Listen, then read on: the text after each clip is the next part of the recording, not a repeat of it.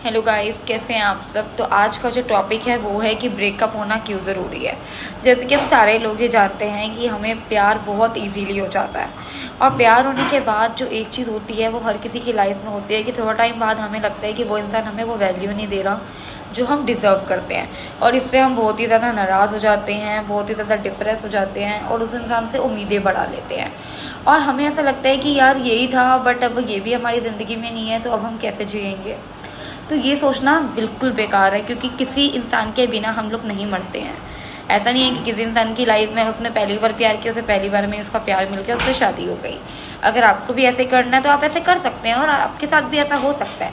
But जिन लोगों को उनका प्यार नहीं मिलता है, जिनकी लाइफ में ब्रेकअप्स होते हैं, तो उन्हें ये लगता है कि उस इंसान ने दूसरे इंसान ने हमें यूज़ करा है, उसका मतलब निकल गया, इसलिए शायद उसने हमें छोड़ दिया होगा।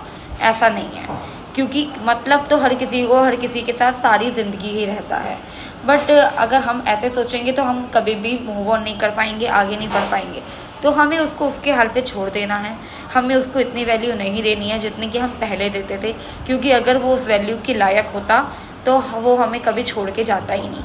क्योंकि एक इंसान को अगर पता चल जाता है कि हम उसके बिना रह नहीं सकते, तो वो इंसान हमारी कभी भी वैल्यू नहीं करेगा। वो हमें ऐसे ही लेगा कि ये मेरे बिना रह नहीं सकती, तो हमेशा मेरे पीछे पीछे भाग भाग के आएगी।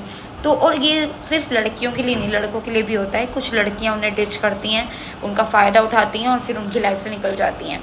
और यही सेम चीज़ एक लड़की की लाइफ में भी होता है कि कोई लड़का आया उसकी लाइफ में, उसने प्यार भरी बातें करी, उस लड़की ने सोचा कि अब तो यही मेरा संसार है, यही मेरा सब कुछ है, अब बस मुझे ये मिल जाए तो बहुत कुछ हो जाएगा। फिर वो इंसान धीरे धीरे आपको अपनी वैल्यू दिखाता है, अपना एटीट्यूड दिखाता है और अपनी सारी चीज़ें बताता है कि देखो मेरे लाइफ में तुमने मुझे इतना वैल्यू करा और उसका क्या नतीजा हुआ। तो